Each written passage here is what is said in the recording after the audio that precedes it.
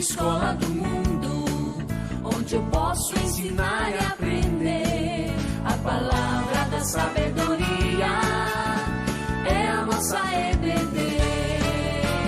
Deus é o nosso diretor, o Espírito Santo nosso professor.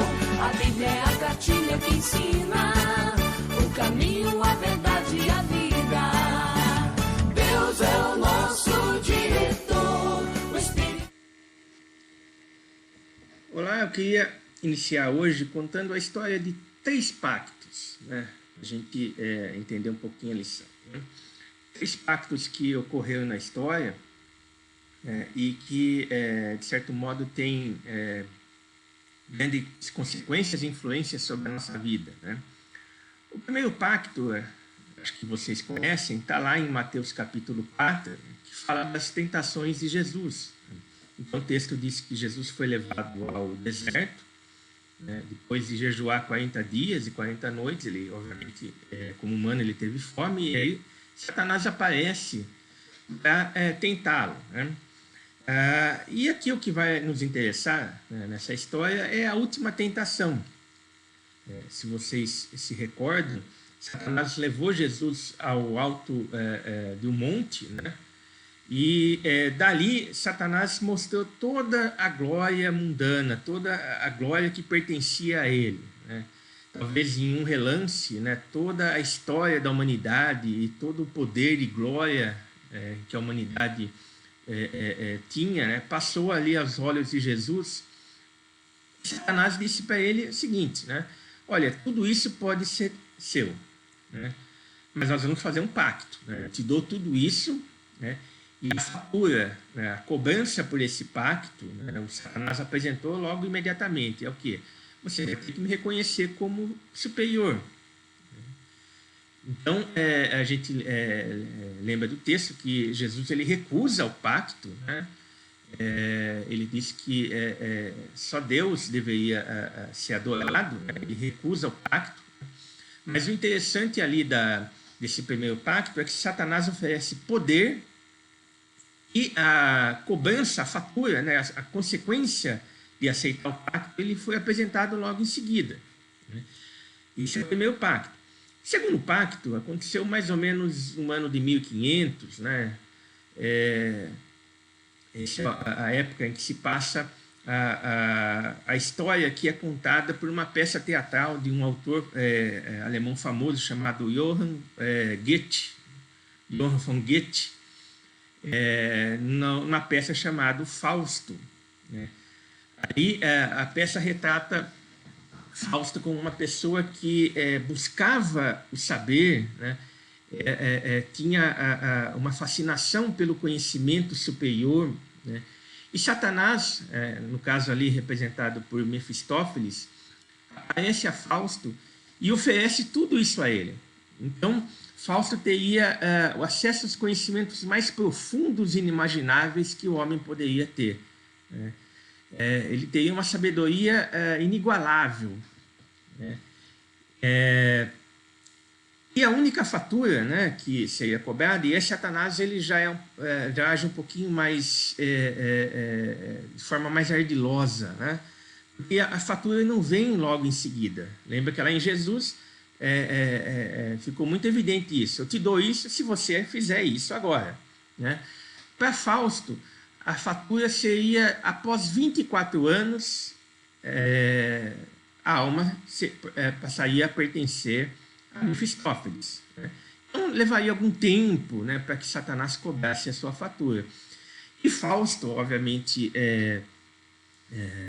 impelido, né, pelo seu desejo de conhecimento, né, ele aceita o pacto de Mefistófeles. E o texto lá de Goethe, a peça de Goethe, fala que Fausto teve conhecimentos nunca imagináveis, né, para qualquer ser humano, né? Ele tinha a compreensão das ciências de uma forma muito mais profunda do que qualquer pessoa tinha, né? E durante os 24 anos ele viveu dessa forma, né, de acordo com o pacto que Mefistófeles havia oferecido para ele, né? Mas o tempo vai passando, 24 anos é muito tempo, né? E Fausto já achava que Satanás ia esquecer, né, o pacto que havia feito, né? E o texto conta que, na verdade, após 24 anos, Satanás não esqueceu o pacto. E ele veio com a fatura, né, cobrar esse pacto, que é a alma de Fausto, né? E o texto conta que Fausto, aos gritos, né, e desespero, ele perde a sua alma para Mefistófeles. O terceiro pacto ocorre mais ou menos na mesma época, né? Já é um pacto que envolve Satanás de um lado, né, e o homem moderno do outro lado, né? E esse homem moderno, a esse homem moderno, né, foi prometido que ele teria acesso a tudo aquilo que ele quisesse, né? Enquanto no primeiro pacto foi oferecido o poder, né? No segundo pacto para Fausto foi oferecido conhecimento, saber, né? Nesse terceiro pacto, Satanás oferece o querer para o homem moderno. Tudo aquilo que o homem moderno quisesse ser, ele poderia ser, né? E aí Satanás, ainda de forma mais ardilosa, né, ele não apresenta de imediato o pacto, né? Quer dizer, quando ele oferece esse pacto ao homem moderno, ele está oferecendo uma espécie de uma liberdade para esse homem moderno. Você pode ser o que você quiser, você tem liberdade de ser tudo aquilo que você quiser, né? E ele não apresenta a fatura, né? Ele, de forma muito astuta, ele permite com que o homem viva essa liberdade que lhe foi oferecida, né? Goste dessa vida, né? E depois de algum tempo, Satanás apresenta a sua fatura, né? A gente pode ver na história, né? Vocês, adolescentes, estão na escola estudando história, né? Certamente já devem ter estudado sobre a Revolução Francesa, né? A gente tem ali com a Revolução Francesa a ideia de liberdade do homem, né? Liberdade, igualdade e fraternidade, né? Posteriormente, com as revoluções nos Estados Unidos, né, e a própria ideia de Constituição dos Estados Unidos, vem a expressão de que o homem seria aquele que teria o controle sobre a sua própria existência, né? Quando se diz que todo o poder emana do povo, né, a ideia é que não existe poder superior do ser humano. Tudo isso fruto desse pacto que Satanás fez com o homem moderno. Só que a fatura veio, né? Depois que o homem moderno já tinha se acostumado, se afeiçoado com essa vida, né? Satanás traz a fatura, né? E que é dividida em 3 partes, né? A primeira parte que Satanás exige é que para que essa liberdade possa permanecer, nada de Deus. Ou seja, o homem tem que ser materialista, ele tem que abandonar a Deus, né? A segunda parte da fatura é que não importam os outros, né? O indivíduo tem que ser individualista, tem que buscar seus próprios interesses. A liberdade, na ótica de Satanás, ela pressupõe isso, né? Você é livre desde que você não se preocupe com os outros, né?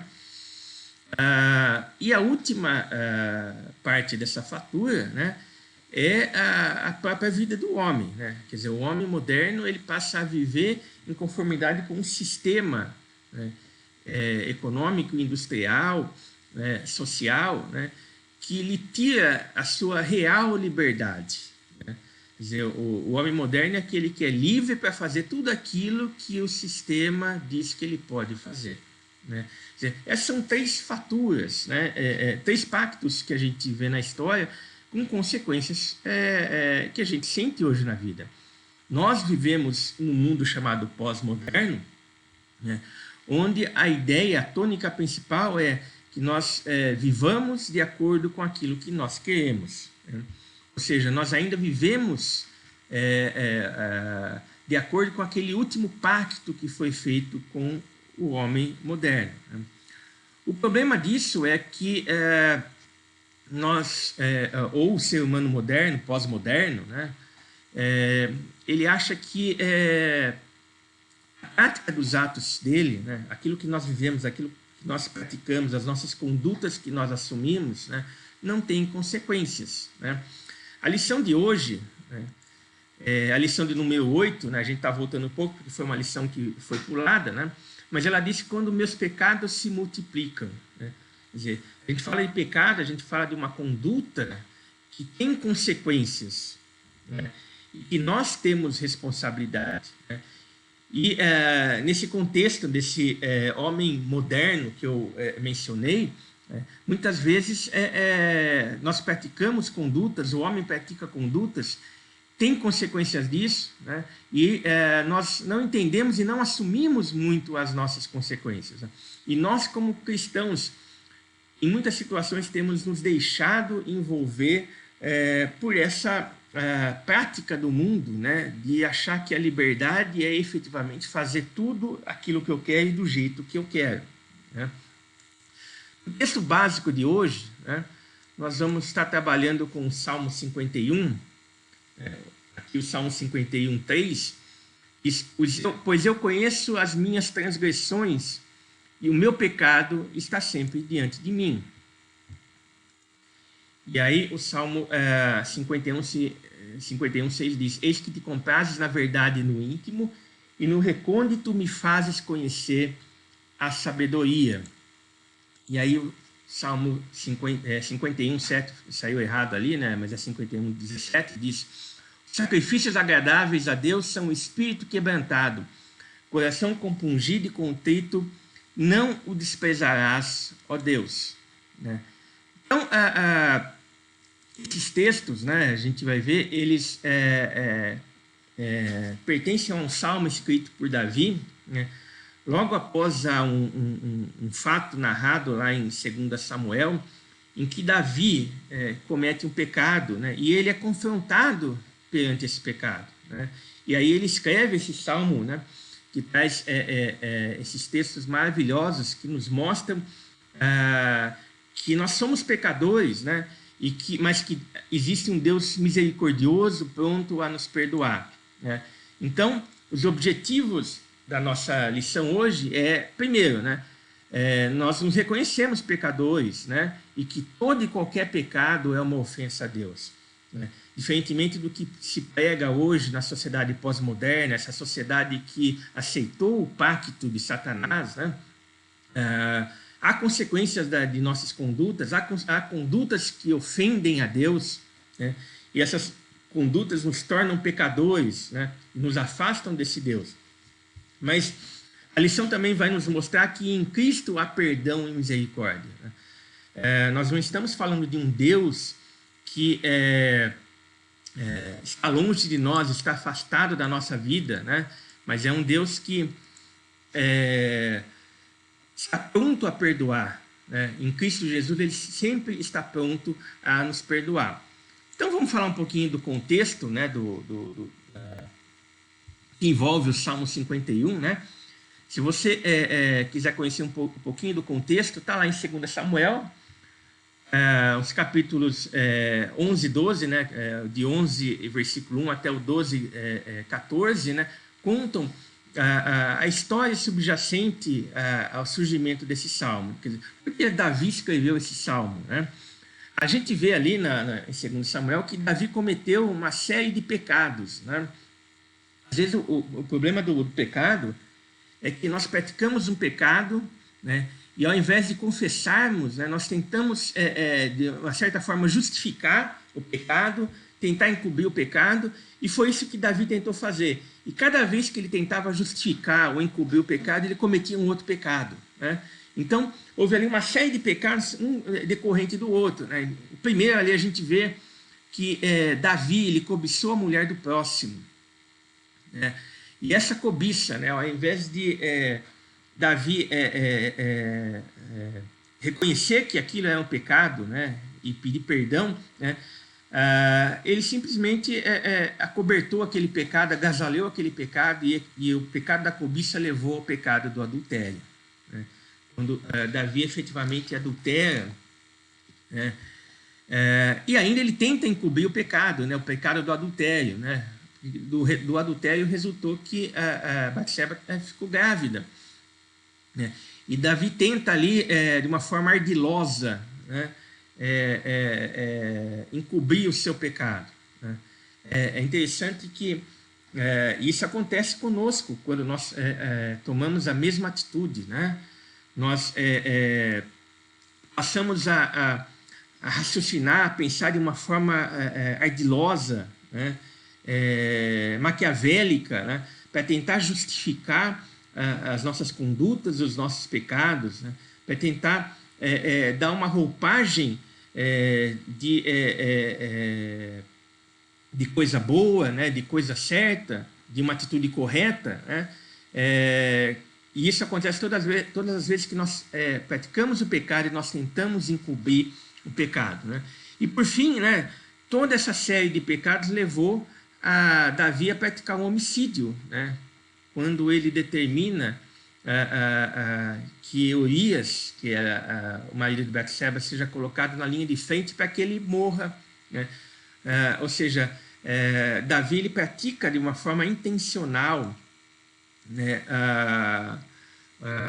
um homicídio, né? A gente pode ver lá em 2 Samuel 11:15, né? Então Davi escreveu na carta, ele escreve ao seu comandante, né? Ele escreveu na carta dizendo: "Ponde Urias na frente da maior força da peleja e deixai-o sozinho para que seja ferido e morra", né? Vemos aí, portanto, uma conduta deliberada de Davi para a prática de um homicídio, né? Então, a gente vê, né, que um pecado leva ao outro, né? Há uma série de pecados, portanto, que são praticados por Davi, né? E tudo isso porque ele resolveu fazer aquilo que ele queria, né? Ele, como rei, né, ele tinha todo o poder, né? Ele tinha acesso a conhecimento, né? Mas ele queria fazer tudo aquilo que ele quisesse, né? Ele, portanto, de certo modo, ele aceita, né, esse pacto do homem moderno, né, de poder fazer tudo aquilo que ele quisesse e tentar justificar, né, moralmente todas as suas condutas, né? E aí nós temos a primeira questão importante, né, de que o pecado ele é sempre pecado, né? Quer dizer, quando a gente fala do pecado, nós não podemos tentar justificar nossas condutas. Quando a gente age de forma errada, a gente não pode buscar dar justificativas para aquilo que a gente faz, né? Tentando amenizar aquilo que é errado, né? Tentando dar razões que tornem uma conduta errada boa, né? O pecado ele é sempre pecado, né? E a gente vê lá na Confissão de Fé de Westminster, né, que todo pecado, tanto original como atual, sendo transgressões da justa lei de Deus e a ela contrário, torna culpado o pecador em sua própria natureza e por essa culpa está sujeito à ira de Deus, né? Então, aos olhos de Deus não existe pecadinho ou pecadão, né? Existe pecado, né? O texto da Confissão de Fé é claro nisso. Todo pecado, sendo transgressão da justa lei de Deus e a ela contrária.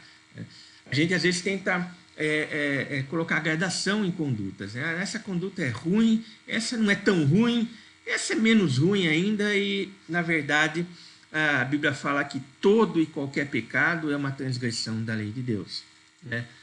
Tiago 4,17 diz: "Portanto, aquele que sabe que deve fazer o bem e não o faz, nisto está pecando", né? Nós não temos desculpa, né? Romanos capítulo 1 fala que a lei moral de Deus está colocada nos nossos corações, né? As verdades de Deus estão estampadas nas obras da criação, né? Ou seja, nós não temos como fugir da nossa responsabilidade perante Deus, né? Nós sabemos aquilo que nós devemos fazer de forma correta. E quando nós não fazemos, nós estamos pecando. Pecado, portanto, é uma coisa séria, né? Pecado não é uma ideia de algum louco, né, de uma pessoa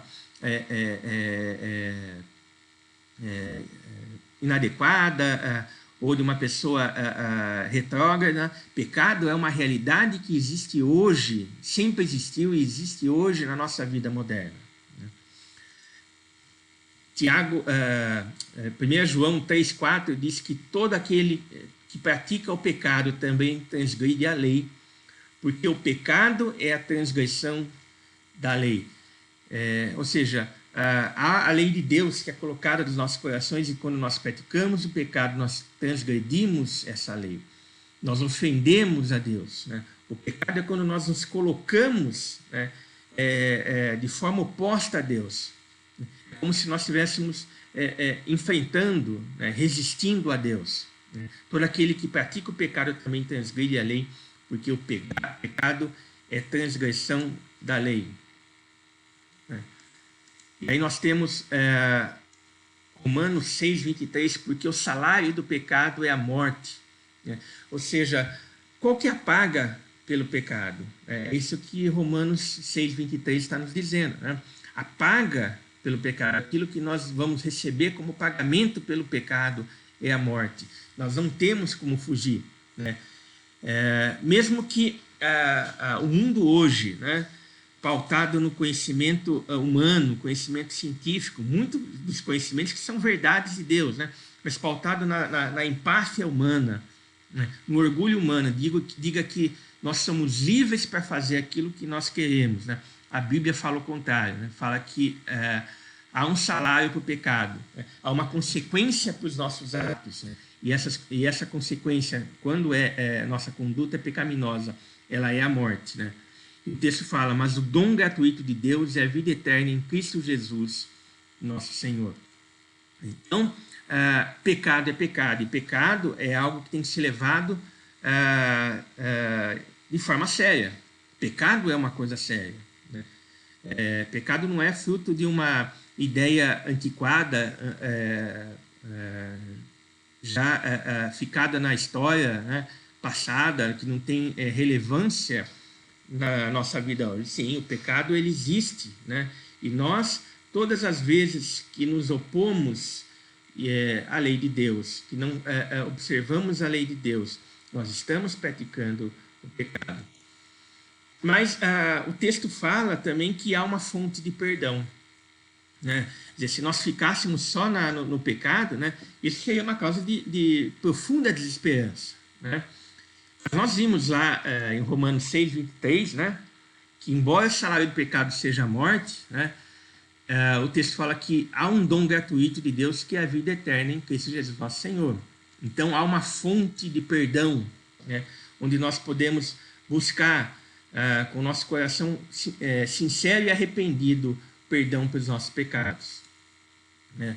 Então nós vemos que no Salmo, a partir do Salmo 51, né, Davi entendeu que a única fonte do perdão é a misericórdia de Deus. Salmo 51, 1 diz, compadece-te de mim, ó Deus, segundo a tua benignidade, e segundo a multidão das tuas misericórdias, apaga as minhas transgressões. Então, a fonte do perdão, né, ela não é obtida na nossa própria vontade, né? Ela não é obtida fazendo aquilo que nós queremos, né? Porque isso é fruto daquele pacto, né, que foi feito com Satanás. Né?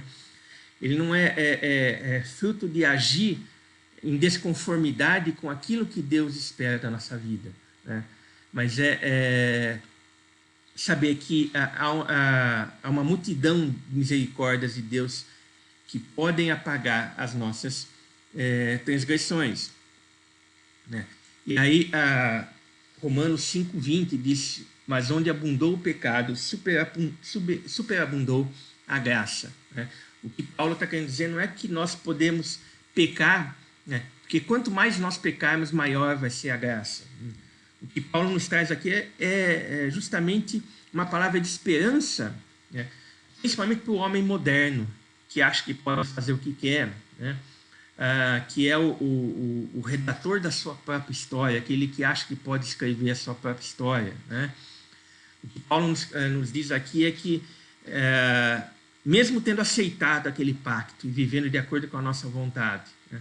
A graça de Deus é maior do que qualquer pacto que nós possamos fazer com o diabo, né?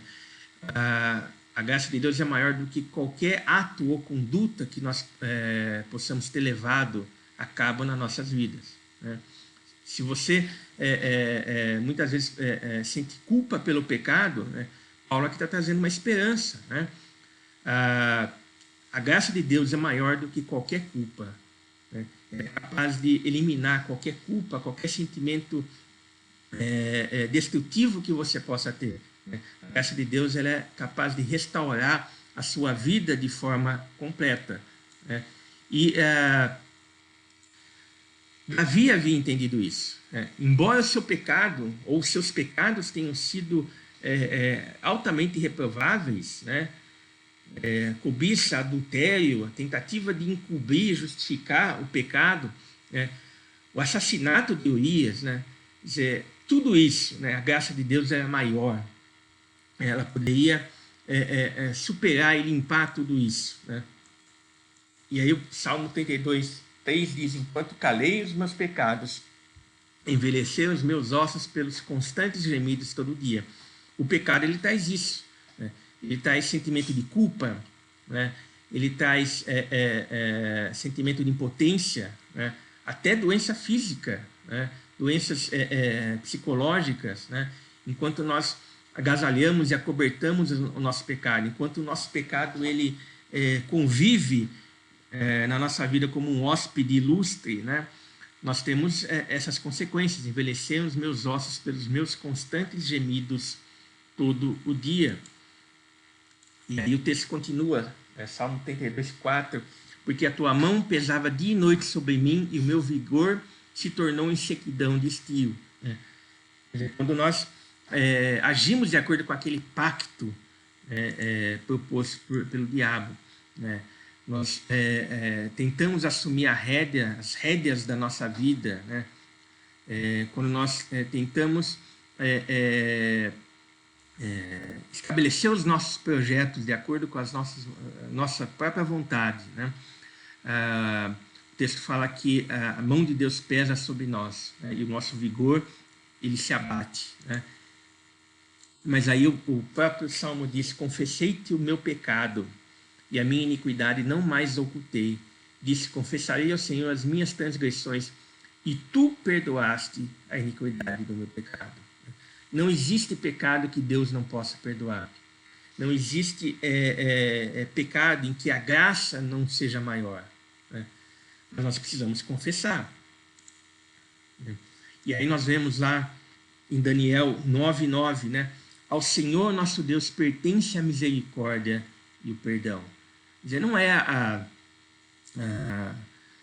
aquilo que você pode fazer, a sua própria vontade, aquilo que o mundo pode oferecer, né? Ou aquilo que o diabo, através dos sistemas do mundo, né, pode oferecer. É ao Senhor, nosso Deus, que pertence a misericórdia e perdão, né?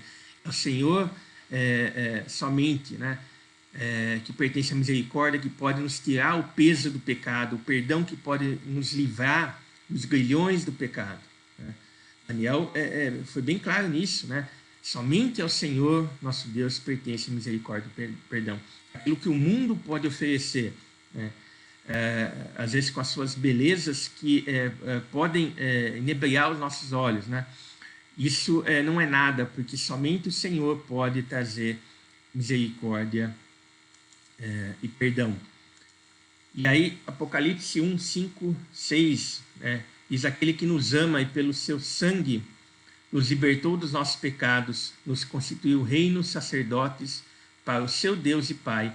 A ele a glória pelo domínio pelos séculos dos séculos. Amém. Não há pacto algum que o mundo, que Satanás, que ninguém possa oferecer que seja maior do que aquele pacto que Deus nos oferece através do seu Filho, né? Aquele que nos ama e pelo seu sangue nos libertou, né? Enquanto o homem moderno ele busca essa liberdade aparente, né? Essa ilusão de liberdade, né? Apocalipse nos fala que Cristo, pelo seu sangue, ele efetivamente nos libertou dos nossos pecados. Agora, né, libertos pelo sangue de Jesus, agora sim nós somos efetivamente livres. Né? Somos livres não para fazermos aquilo que nós quisermos. Né? Você não é livre para ser dono da sua vida. Aliás, talvez o pior castigo que Deus possa nos dar é nos deixar a nossa própria sorte. Nos deixar fazer aquilo que nós queremos. Né? E o texto fala que aquele que nos libertou e pelo seu sangue, aquele que nos ama e pelo seu sangue nos libertou dos nossos pecados, nos constituiu o reino, sacerdotes para Deus e Pai. Né? Ou seja, nós somos livres para compartilharmos das belezas da glória e dos tesouros mais profundos do coração de Deus. Né? Quer dizer, quer liberdade maior do que essa? Né? Você agora é livre para entrar na sala do trono, né? na intimidade de Deus, na intimidade do Pai. Você pode entrar naquela intimidade e partilhar dos tesouros mais profundos, né, do ser do Pai. Né? Isso é possível porque aquele que nos ama e pelo seu sangue nos libertou dos nossos pecados. Jesus nos amou, né, e deu a sua vida para que nós pudéssemos ser livres para viver para a glória do Pai. Né? Agora, isso também exige um compromisso. Né? Tudo isso traz um compromisso. E aí nós vemos lá no Salmo 51, 17, sacrifícios agradáveis a Deus são espírito quebrantado, coração compungido, contrito, não desprezarás, ó Deus. Sinceridade do coração, né? É um compromisso que nós temos que assumir.